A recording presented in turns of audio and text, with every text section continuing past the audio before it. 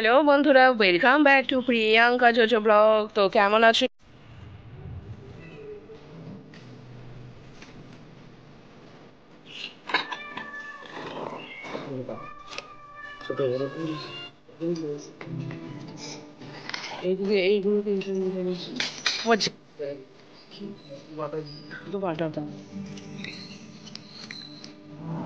মাছগুলোর মধ্যে আমি ভালো করে এখানটায় লবণ মাখিয়ে নিলাম।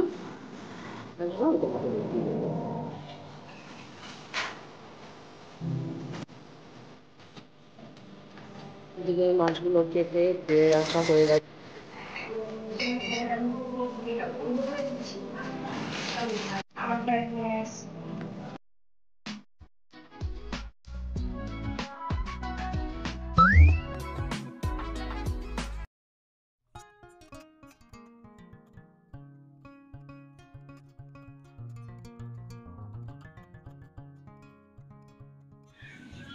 হ্যালো বন্ধুরা, welcome back to Priyanka JoJo blog. তো কেমন আছো সবাই? আশা করি সবাই খুব ভালো আছো, আমিও ভালো আছি আর সব সময় ভালো থাকবে। আজকে হচ্ছে সোমবার আর আমি সকাল সকাল 8টার দিকে আমার ব্লগটা শুরু করছি। আমার কাজটা এখনও কিছু কমপ্লিট হয়নি, জামা কাপড়গুলো কেচে বাইরে মেলেছি। মানে একটু আগে আমার এই মেলা তোলা একটা খেলা চললো বৃষ্টির জন্য। একবার জামা কাপড় মেলছি আর একবার তুলছি। এই খেলা টেলা কমপ্লিট করার পর এখন দেখছি বৃষ্টি একটু স্টপেজ দিয়েছে, মানে ও একটু হাঁপিয়ে গেছে, তাই আবার একটু মেলেই রাখলাম। ও আবার যখন আবার খেলার মুডে হবে তখন আবার তুলতে হবে। তো এই দিকে জামা কাপড় মেলে এসেছি, ঘর গোছানো আছে, নিচে গিয়ে ঘর মোছা, স্নান, তারপর মন্দির যাওয়া, এই সমস্ত কাজ আছে। এবার আমি একটু ছাদে আসলাম, কারণ আজকে সকালবেলা এত সুন্দর ওয়েদার, ভাবছি তোমাদের সাথে এটা শেয়ার না করলেই নয়, কারণ ওয়েদারটা ভীষণই সুন্দর লাগছে আজকে সকাল থেকে।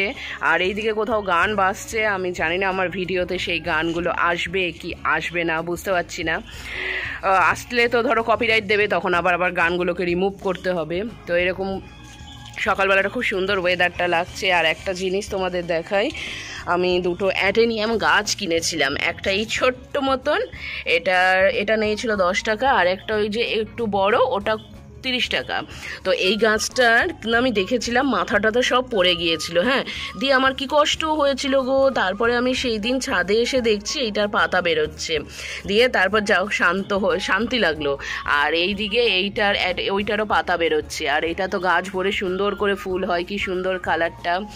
আর এইদিকে আমার সব টব এই জেড প্ল্যান্টে ভর্তি, একদম জেড প্ল্যান্টগুলো খুব সুন্দরভাবে হচ্ছে।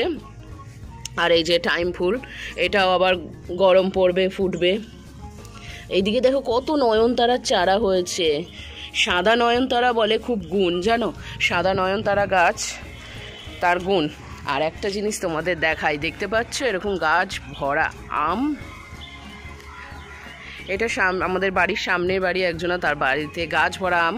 হ্যাঁ, আম গাছে হয়েছে মানে আমরা তো পাবোই 2-4টে, এই আশাতে আছি।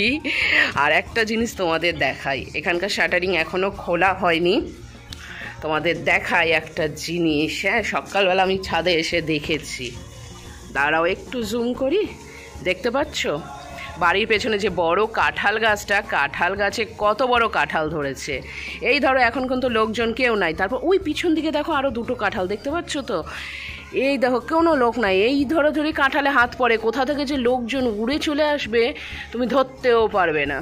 তো যাই হোক, আর এখানে তো বাঁশবাগান আছেই, বাঁশবাগানে সুন্দর বাতাস দিচ্ছে সকাল থেকে।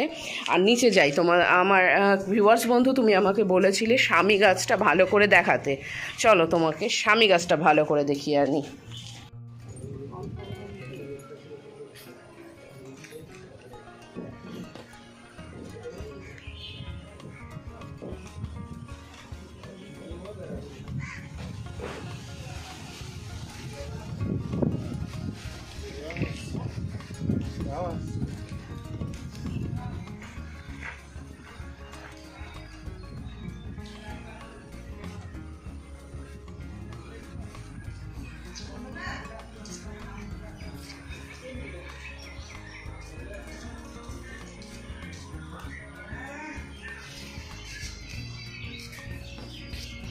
বাটা বোনা আছে, চিংড়ি আছে, বান মাছ হবে, বান আছে,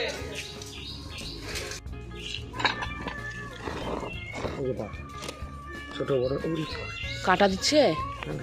কাটা তো ওই কাটা আছে না, কাটা বান মাছ খায় এগুলো? ইউটিউব চ্যানেল খুলেছেন কি? আমার আছে তো। জিমি আমার একটা খুলে দিও তো দিদি। ঠিক আছে দেবো, আমার খুব ইচ্ছা।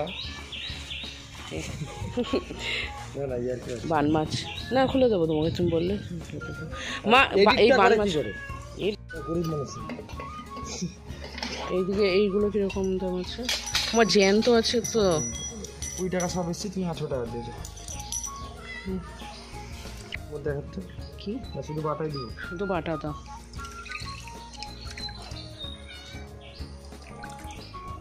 ওই যায় জীবন্তগুলো কি পোনা? ও বাটাগুলো মরছে। মাঝখানে সিস্টেম আছে তো, হ্যাঁ, যেটা তোমার মানে সিস্টেমের মধ্যে। মাছগুলোর মধ্যে আমি ভালো করে এখানটায় লবণ মাখিয়ে নিলাম, দিয়ে লবণ মাখিয়ে এবার মাছগুলো চটপট কেটে নেব। আসবো আমি তোমাকে দেখিয়ে দেবো।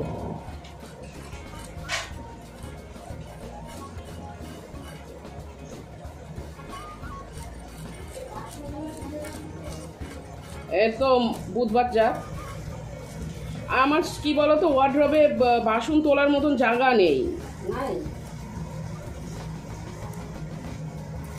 এমনিতে আমার যা জামা কাপড় ছিল ওই আলমারি ধরো বমি করছিল প্রায়।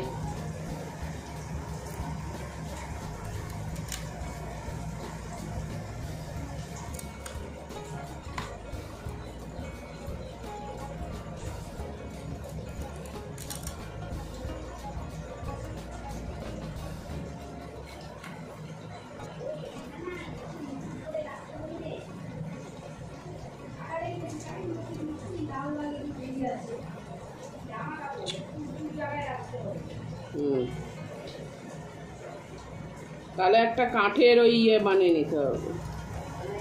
আছে না তো ইয়ের আলমারির ইয়েগুলো, কাঠগুলো?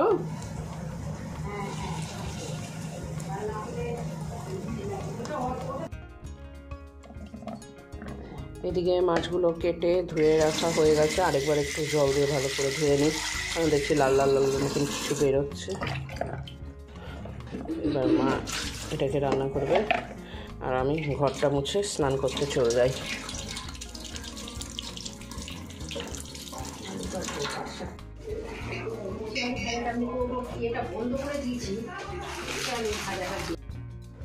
আমি এইদিকে অফিস যাওয়ার জন্য একদম রেডি হয়ে গেছি। মা আমার টিফিন বক্স প্যাক করে রেখে দিয়েছে, পুচুন সকালে জল খাবারের জন্য নিজের জন্য ম্যাগি বানিয়ে নিচ্ছে। এদিকে মাছের ঝোল, এদিকে জল ঢালা ভাত আছে, পাটের শাক, আর মোটামুটি সব রান্নাবান্না কমপ্লিট। এবার আমি অফিস যাই।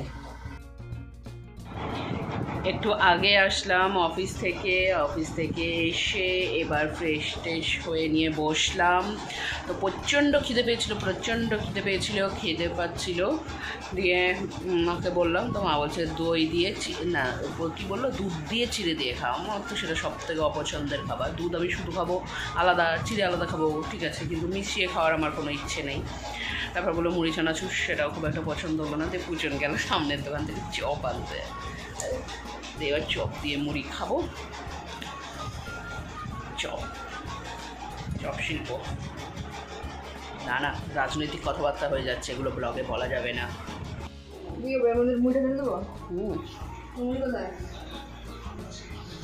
মুড়ি ওই যে কোটোয়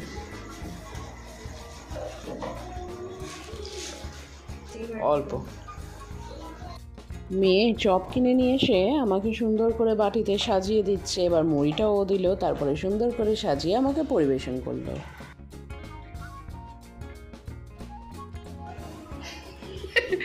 যে জমানো